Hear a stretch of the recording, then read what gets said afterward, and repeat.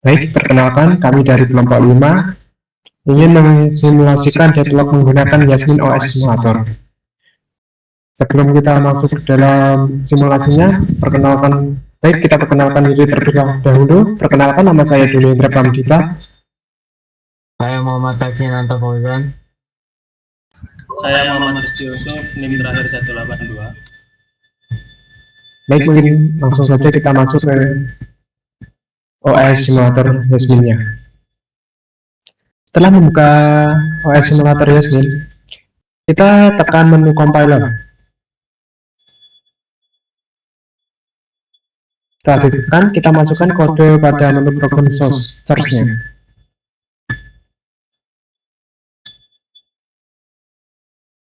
Baik, untuk program source-nya mungkin bisa dijelaskan, Fauzan? Oke, jadi untuk programnya di sini pertama ya kita namain dulu nama programnya. Buat implementasi deadlocknya ini kita nge-inisialisasi dulu untuk proses 1. Ini pakai substrate. Ada proses 1, ada proses 2. Jadi pertama ini dia manggil ini pakai source di ID proses 0 untuk dialokasiin di situ. Jadi proses 1 ini bakal dialokasiin ke resource di proses 0. Pertama dia bakal dialokasiin ke proses 0, terus dia bakal wait 2 detik. Nah ini fungsinya ntar biar bisa deadlock ini, jadi ini bisa deadlock, jadi di wait 2 detik dulu. Terus ntar dia bakal minta buat dialokasiin ke proses 1 si proses 1-nya ini. Lanjut sini untuk proses 2-nya dia minta dialokasiin ke proses 1 kalau untuk proses 2. Terus dia bakal di wait juga 2 detik supaya thread yang nomor 2 ini bakal nge-pause 2 detik. Terus dia bakal, kalau udah dia bakal minta dialokasiin ke proses 0. Nah, terus dia bakal manggil proses 1 dan proses 2. Nah, kenapa bisa deadlocknya bisa terjadi? Jadi itu kan di proses 1 ini kan dia minta dialokasiin ke proses 0 ini dulu. Terus dia bakal nge-wait selama 2 detik. Karena dia di-wait selama 2 detik, maka dia program itu langsung lanjut ke baris selanjutnya, yaitu proses 2. Dia bakal manggil proses 2.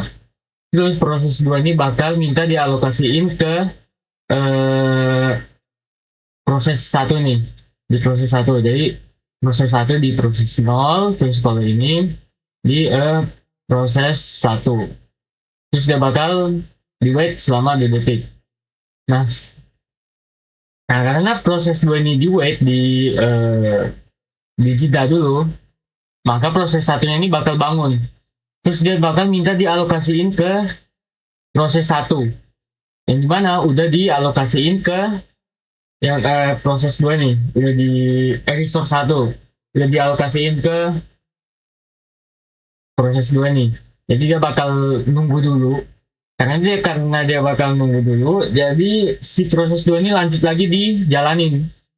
Dia bakal minta dialokasiin ke resource 0. Nah, disitulah terjadinya deadlock.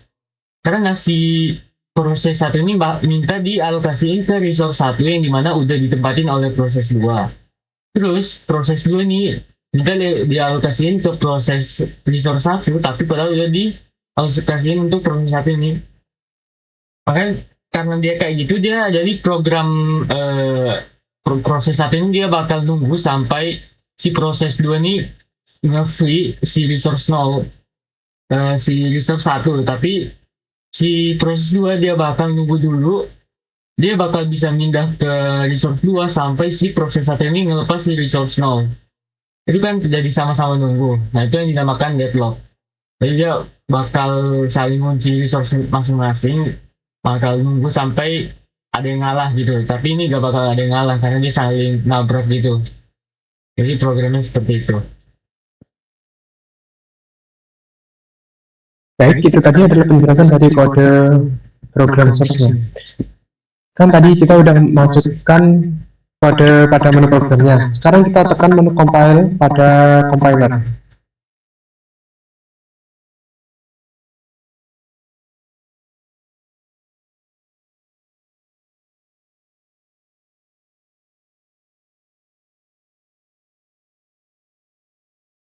Udah. Jika sudah, pada menu assembly code, menang load in memory.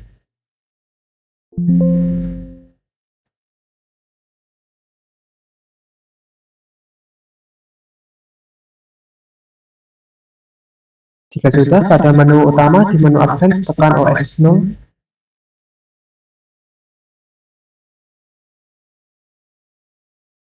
Setelah itu pada program list, klik 2 kali pada program yang telah dibuat.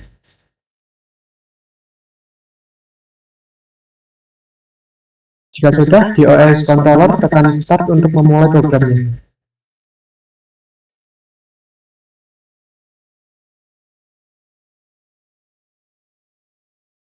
Terus dilanjut pada menu tab view, tekan view resource untuk melihat validasi kode deadlock, kondisi deadlock.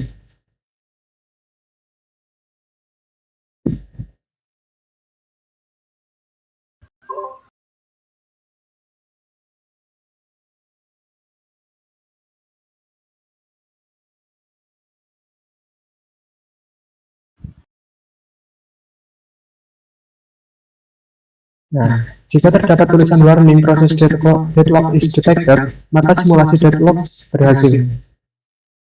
Mungkin untuk hasilnya bisa dijelaskan oleh Rizky? Baik, jadi di sebelumnya saya ingin jelaskan, boleh Doni diulang lagi kompilnya biar kembali ke data yang terjadi. Saya ingin jelaskan bahwasanya hasil dari kompil tersebut berawal dari warna yang warna itu berlanjut. Nah, di mana warna hijau itu belum terjadi, di mana belum terjadi konsep dari bloknya, karena dia masih ada atau legal, jadi masih aman buat dipakai. Nah, namun ketika deadlock itu bakalan terjadi ketika indikator R0 dan R1 itu berubah menjadi warna merah. Nah, jadi warna merah itu artinya dia tuh allocated plus requested, yang dimana resource itu udah dialokasikan sama proses, tapi di waktu yang sama itu juga lagi diminta buat bekerja di proses lain. Jadi yang mana di situ dia bakalan kelok, jadi dia nggak bisa berjalan lagi. Dan kalau dilihat lebih detail lagi, seperti R0 itu sudah digunakan by terus requested by tree. Nah, sebenarnya satu kebalikannya dari by tree tapi requested by two, yang dimana itu adalah gambaran seperti dari circular way, menunggu yang bakalan terus berputar tanpa habis. Nah, karena dan ketika muncul di situ proses deadlock warning, itu sistem sudah mendeteksi kemacetan, yang dimana tuh simulasi deadlock itu bisa mudah berjalan dengan sukses dan terbukti. Kurang lebih seperti itu. Setelah saya menjalani semuanya, jadi ya hasil dari ini bakalan berhasil ketika lambang warning itu sudah muncul, warning proses deadlock itu ditandakan berhasil ketika anda tersebut sudah muncul. Nah, saya rasa mungkin sudah cukup. Jika sekiranya klarifikasi kami ada kurang atau salah paham yang kurang dipahami, mohon dimaafkan. Akhir kalam dari kami Kelompok S05. Sekian dan terima kasih. Wassalamualaikum warahmatullahi wabarakatuh.